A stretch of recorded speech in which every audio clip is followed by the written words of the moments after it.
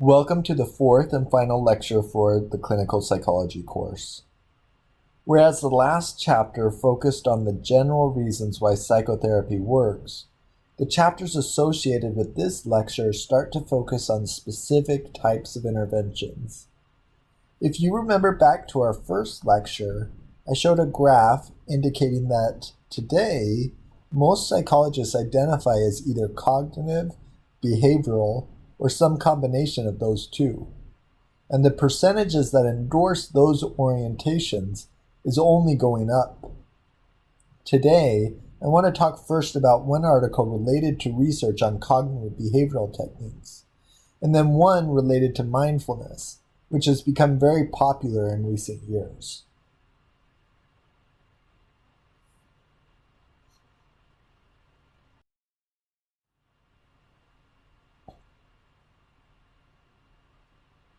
So the first article is another meta-analysis. Remember, that is where the researchers take data from many existing studies and bring it all together to come up with an overarching conclusion for the field. This current meta-analysis was just recently published by Dr. Kujupers and colleagues in the Journal of Psychotherapy Research. And I'm not sure if I'm saying his name right. He's a researcher in Amsterdam. In this meta-analysis, they were specifically interested in cognitive behavioral therapy for depression. Rather than just testing whether cognitive behavioral therapy works, they wanted to compare the individual elements and see why therapy change occurs. This is what we refer to as component studies, or dismantling designs. One of the earliest studies using this type of design was conducted over 30 years ago by researchers at the University of Washington. CBT for depression typically includes a cognitive component where the therapist helps the client identify thought patterns related to depressive thinking. Thoughts like, I am no good, I am never going to get things right, and the world is out to get me. Then the therapist works to help clients challenge those thoughts. CBT also includes a behavioral component. With depression, the behavioral component is called behavioral activation. And simply put, it is having clients engage in more frequent activities and behaviors that they find rewarding. So in that study, they compared a cognitive-only treatment, a behavioral-only treatment, and a combined treatment that included both. They found that the behavioral treatment alone performed just as well as the treatment that included both, but the cognitive treatment alone did not. So they suggested that only behavioral activation was actually needed. A similar conclusion is also often brought up regarding EMDR for trauma. EMDR is eye movement desensitization reprocessing. There's good research support showing that EMDR is effective. It includes having a client talk about their traumatic experience while having their eyes move back and forth, either following the therapist's finger or perhaps a light that moves back and forth across the client's visual field. So like I said, there's research showing that this treatment actually works. But the research doesn't show that doing the eye movement adds anything. The talking about the trauma, which has long been considered a CB treatment on its own, is what is believed to actually cause the change. So for this meta-analysis, they were specifically interested in those treatments for depression. They were able to include data from 16 different studies and 22 different comparison groups.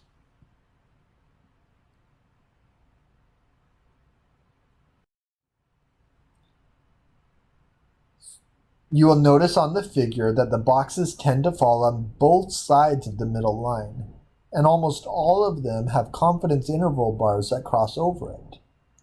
However, the overall effect did not. So they did find a difference, indicating that in general, CBT treatments that include all of the components were more effective than CBT treatments that only included some of the components. But the effect size was small, suggesting that the difference was not all that meaningful or important. So perhaps therapists using CBT for depression could implement one set of techniques at a time, and only if that technique doesn't work would they move on to the next component.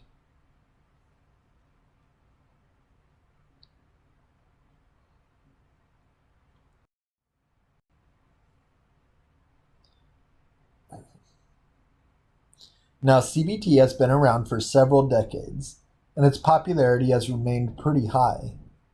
But the next treatment that we will talk about, mindfulness, is one that has only increased in popularity in recent years. You can see in this graph that 20 years ago, no one in the field was talking about or doing research on mindfulness. However, in recent years, it has become one of the most researched and most highly used interventions. And that is true in psychology as well as the popular media. I'm sure that many of you have seen news articles or reports on how great mindfulness is.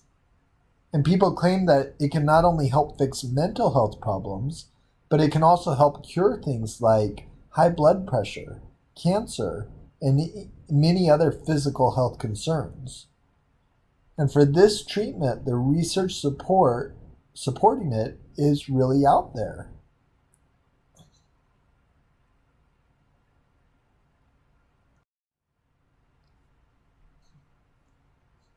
But there is some question of whether it is just a fad treatment, and if it can really do all of the things that people say it can do. A recent study published in Psychological Science actually tested to see whether there are any negative effects with mindfulness. Specifically, they wanted to see whether mindfulness could end up causing false memories. So what they did is have participants come in and memorize lists of words and phrases. Then they either told the participants to practice mindfulness for a period of time and observe their thoughts and breath, or they told them to just let their mind wander.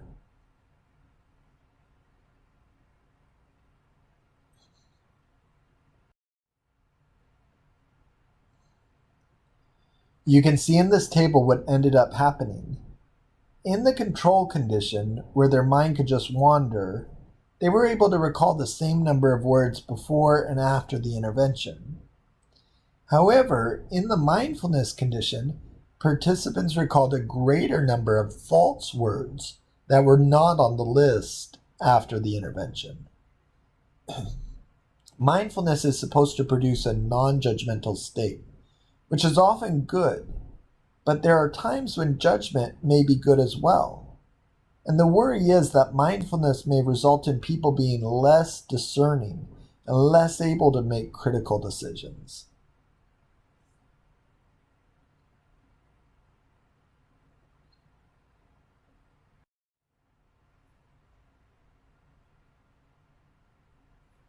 Just like what we see in our everyday world, in clinical psychology, we also see fads come and go, particularly in terms of the treatments that we provide to clients. Only the future can tell if mindfulness will be a fad treatment that no one talks about in 10 years, or if its popularity will remain strong, like other cognitive behavioral treatments. And that brings us to the conclusion of our fourth and final lecture. Thank you for listening to these, and I hope they were able to get you thinking a little deeper about our field of clinical psychology.